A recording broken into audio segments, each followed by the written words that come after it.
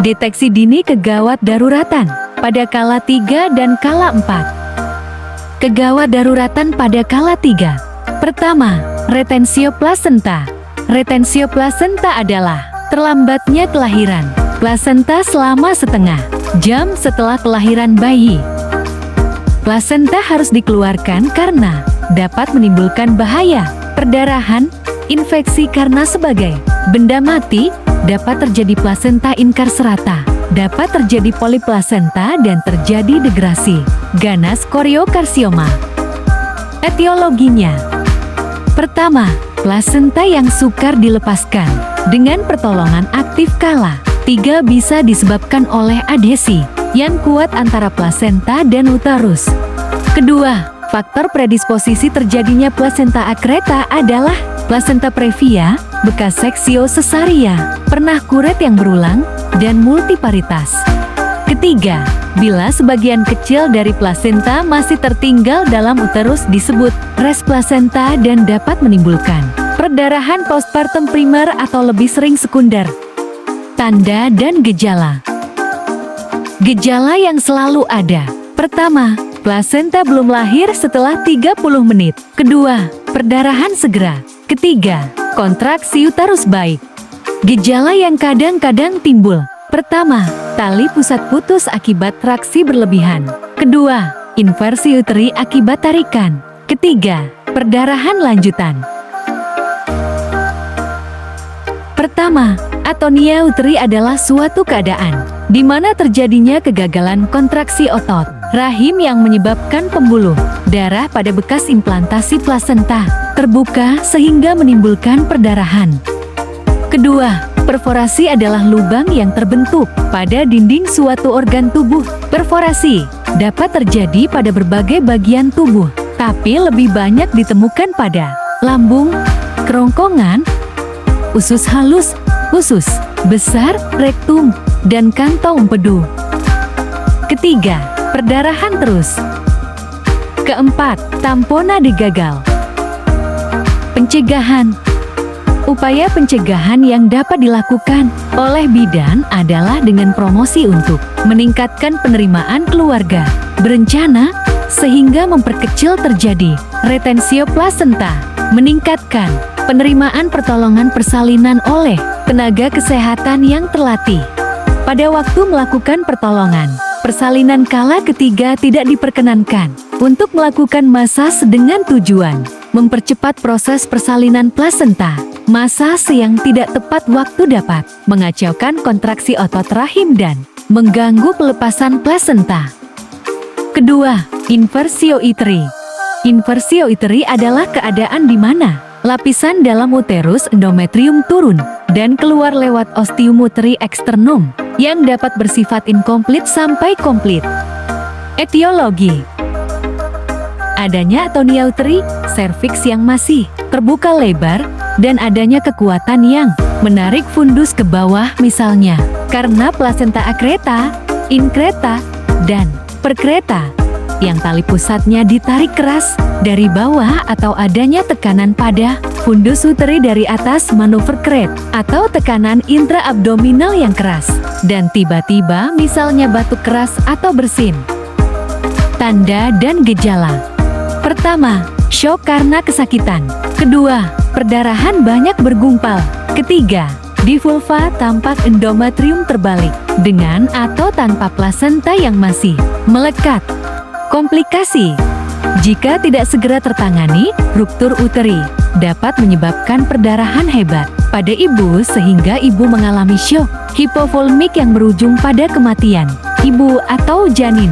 Bila selamat, baik bayi maupun ibu berisiko mengalami kekurangan oksigen, kejang, dan kerusakan otak. Sementara itu, komplikasi dari tindakan histerektomi adalah ibu tidak bisa hamil kembali. Pencegahan. Upaya utama untuk mencegah terjadinya ruptur uteri adalah dengan kontrol kehamilan secara rutin, terutama jika pernah operasi caesar atau operasi lain pada rahim. Kontrol kehamilan rutin juga perlu dilakukan jika ibu hamil memiliki faktor risiko seperti yang telah disebutkan. Ketiga, ancaman robekan rahim. Robekan rahim adalah rahim robek yang seringkali terjadi akibat komplikasi saat persalinan normal.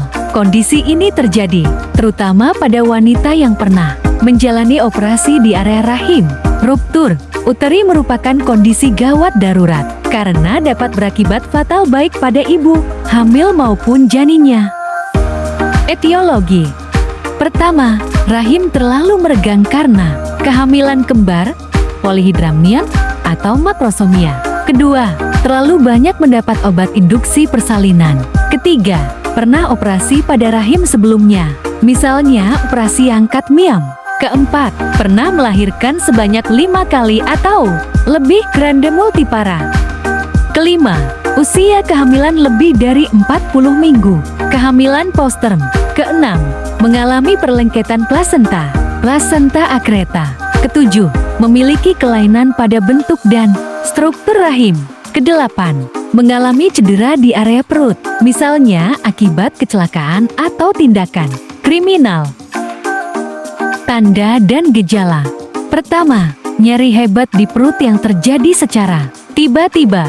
Kedua, kontraksi rahim berkurang atau berhenti. Ketiga, perdarahan hebat dari vagina. Keempat, nyeri parah yang mendadak di area bekas luka operasi rahim.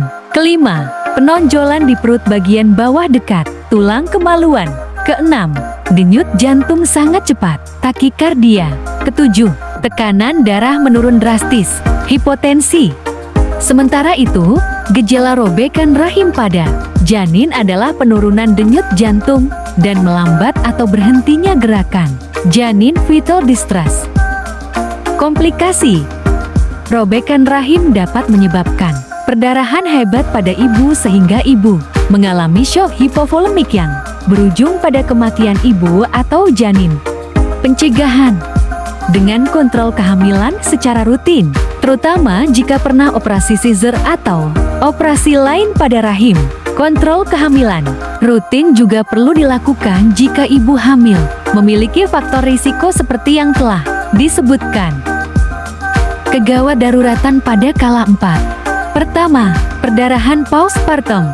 Perdarahan postpartum adalah perdarahan lebih dari 500–600 ml selama 24 jam setelah anak lahir, termasuk perdarahan karena retensio plasenta. Perdarahan postpartum adalah perdarahan dalam kala keempat lebih dari 500–600 cm3 dalam 24 jam setelah anak dan plasenta lahir.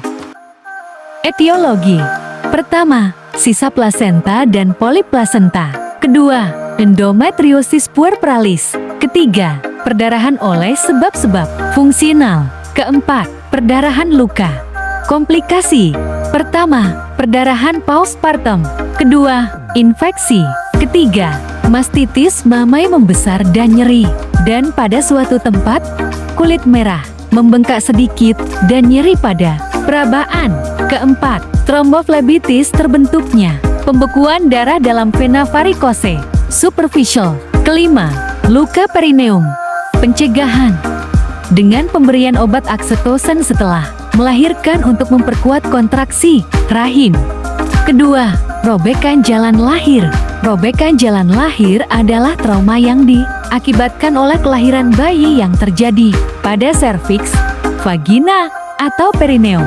Robekan yang terjadi bisa ringan leset, laserasi, luka episiotomi, robekan perineum spontan dari derajat ringan, sampai rupture princitotalis sphincter anal, terputus, robekan pada dinding vagina, fornix uteri, cervix, daerah sekitar klitoris, dan uretra bahkan yang terberat seperti rupture uteri. Etiologi.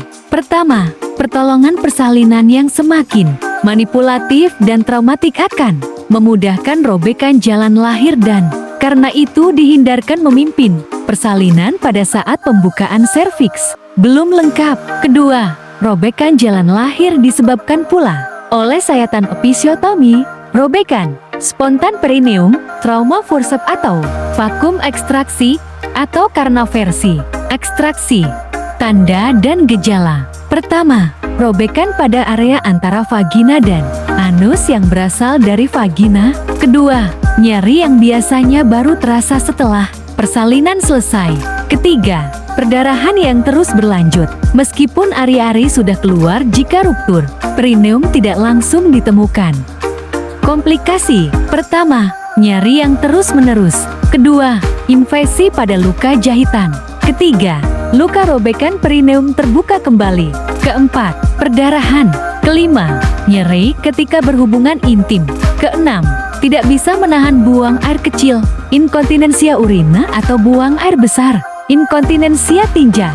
Pencegahan pertama, mengejan dengan benar dan hanya pada waktu yang tepat ketika ada kontraksi. Kedua, menghindari mengejan yang terlalu keras dan menghabiskan tenaga. Ketiga, melakukan pijat perineum bila sudah memasuki usia kehamilan 34 minggu. Untuk membantu area ini lebih mudah meregang ketika bersalin. Keempat, memilih posisi duduk atau berbaring, menyamping saat melahirkan. Terima kasih telah menyaksikan video kami, semoga bermanfaat buat para penonton.